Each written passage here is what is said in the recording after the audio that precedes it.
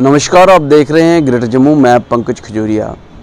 जम्मू में इस समय डेवलपमेंट कार्य चल रहे हैं और कुछ दिन पहले जो है वो बीजेपी के राष्ट्रीय अध्यक्ष जेपी नड्डा जम्मू के 2 दिवसीय दौरे पे थे। वहाँ पे उन्होंने साफ तौर पे जो बीजेपी के लीडरान हैं उनको कहा था कि आम जनता के जो मुद्दे हैं उनको रेज़ करना सीखें अगर मेजॉरिटी में गवर्नमेंट बनानी है। और इसी के संदर्भ में आज एक प्रेस वार्ता जो है वो पूर्व डिप्टी सीएम कविंदर गुप्ता द्वारा देखी गई। जो नई बस्ती में दुकानें रोड के चौड़ीकरण के चलते बीच में आ रही हैं और उनका जो है वहाँ पे नोटिस आए हैं कि दुकानें जो है वो तोड़ दी जाएंगी, वहाँ पे उन दुकानदारों के समर्थन में आए। गौरतलब है कि ये दुकानदार जो हैं जिनकी संख्या 40 से 50 बताई जा रही है और उनके समर्थन में आज बीजेपी के कार्यालय में एक प्रेस वार्ता की। उन्होंने कहा कि इनको जो है वो कहीं बेटर प्लेस पे दुकानें जिनकी रोज़मर्रा की ज़िंदगी चल सके, जगह जहाँ मुआवजा जो है पर्याप्त दिया जाए। क्या कुछ पूरा कहा, आइए सुने। इस प्रेस कॉन्फ्रेंस में स्वागत है। आज की जो प्रेस कॉन्फ्रेंस है मैं बड़े दुखी हृदय से, दुखी मन से कर रहा हूं। डेवलपमेंट शहर में हो अच्छी बात है, होनी भी चाहिए। समय समय पर आबादी के बढ़ते हुए परिस्थिति को देखते हुए शहर में बहुत सी डेवलपमेंट करनी पड़ती है, जिसके कारण से बहुत से लोगों को रिहेबिटेट भी करना पड़ता है। हम इस डेवलपमेंट के खिलाफ नहीं हैं। हम चाहते हैं शहर में डेवलपमेंट हो, लेकिन इसके साथ ये भी चाहते हैं कि जो भी कोई व्यक्ति इस चीज का जिसके कारण से उसकी रोजी रोटी छीनी जाती हो, उसके साथ इंसाफ होना चाहिए। मैं भी प्रशासन में बहुत देर रहा हूं, एक मेयर के नाते भी मैंने काम किया है। मुझे याद है, अगर शहर के सौंदर्यीकरण के लिए हम कोई काम करते थे, उन लोगों को पहले बसाया जाता था। इससे पहले भी बहुत सी गांधीनगर में हमने रेडी जो जगह जगह पर लगती थी, उसके लिए रेडी जोन बनाया था, जिसके कारण से बहुत से लोगों का बढ़िया रोजगार आज चलता है।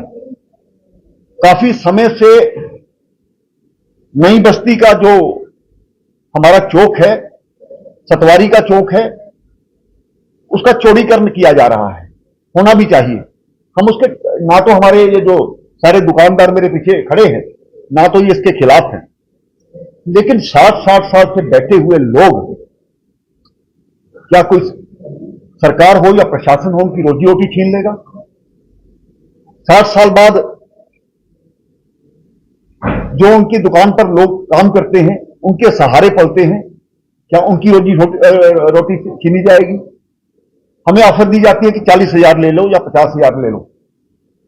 क्या 40,000 से किसी व्यक्ति का परिवार चलता है पूरे जीवन के लिए? हमने कुछ नहीं मांगा इससे, बार बार प्रशासन के ध्यान में लाया गया है, लेकिन क्या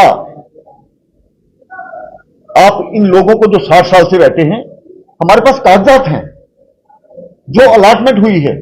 कुछ लोग हैं जिनको किराया लगा हुआ है, लेकिन हमने बार बार प्रशासन से एक ही दुहाई लगाई है कि कम से कम इन लोगों को कुछ जगह दीजिए, 8-10 के कियोस्क ही दे दीजिए, इनको जगह दीजिए, ये अपने कियोस्क खुद बना लेंगे। लेकिन बार बार कहने पर ये कुछ कल रात को आकर के नोटिस इनकी दुकानों पे लगा दिए गए और आज इनको लास्ट दिन बता करके इनकी दुकानें तोड़ दी जाएंगी। मैं इसको इंसाफ नहीं मानता। एक तरफ भारत सरकार की तरफ से बहुत से इनिशिएटिव लिए जा रहे हैं, हाउसिंग बहरहाल जिन लोगों के पास मकान नहीं है, हम उनको मकान दे रहे हैं। वो लोग जो पूरे हाईवे पर बसे हुए हैं, उनको अच्छा मुआवजा दिया गया है। और जो यहां तक कल मुझे जो नोटिस आया है, उसको मैं ये बताना चाहता हूं। नोटिस में लिखा गया है,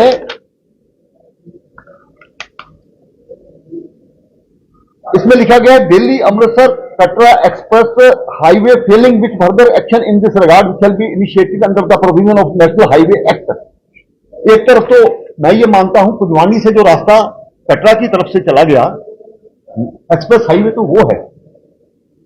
अगर ये इसको भी आप उसका हिस्सा मानते हैं तो इन लोगों को जिन्होंने कुल मिलाकर के 11 मरले, जिसमें से 39 लोग अपनी रोजी रोटी के लिए बच जाते हैं।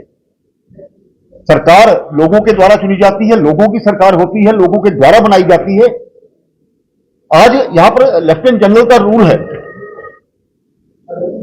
लेफ्टिनेंट गवर्नर का रूल है, लेकिन हम उनसे उम्मीद करते हैं, चीफ सेक्रेटरी हमारे जम्मू के हैं, हम उनसे उम्मीद करते हैं, क्या इन पर कोई नई पॉलिसी नहीं बन सकती?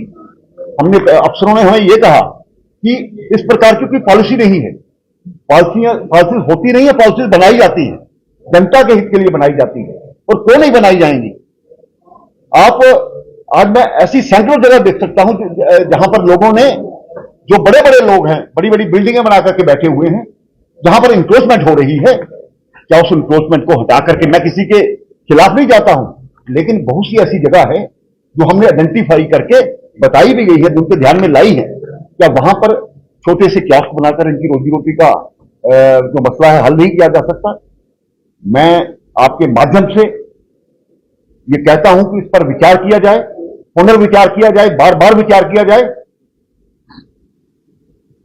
अगर आप 40,000 देकर के आप सरकार कोई मजबूर बैठी है बड़ी कि यहां पर इनको मुआवजा नहीं दिया जा सकता या 11 मरले जगह नहीं दी जा सकती, बड़े बड़े एनजीओ को जो किसी खाते में नहीं आते उनको जगह की अलॉटमेंट होती है, और बहुत से ऐसे लोग हैं जो इस चीज का फायदा लेते हैं प्रशासन से।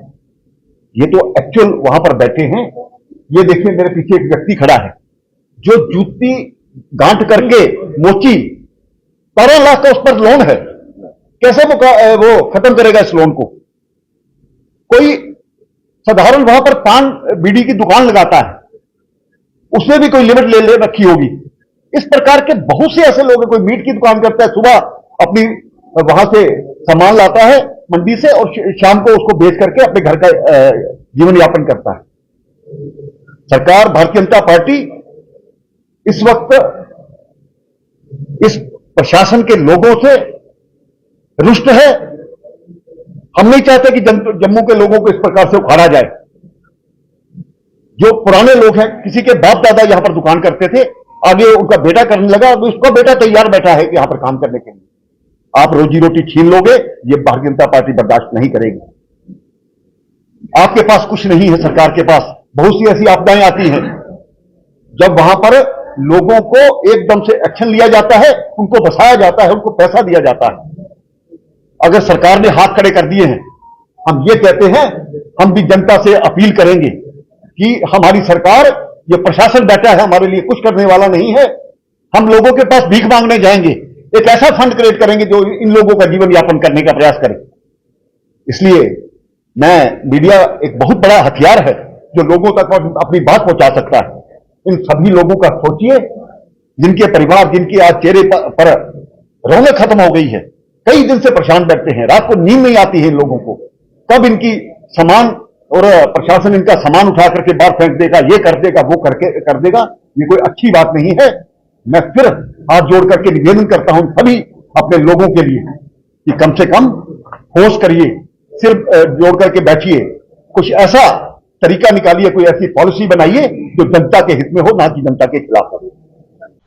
बहरहाल ये सारी चीज़ें तो सही हैं, दुकानदारों के समर्थन में आना, लेकिन ये बड़ी डेवलपमेंट इसलिए भी मानी जा सकती है कि जेपी नड्डा के निर्देश के बाद इस प्रकार का मुद्दा जो है वो पार्टी ऑफिस में उठाया जा रहा है, उस पर बातचीत की जा रही है।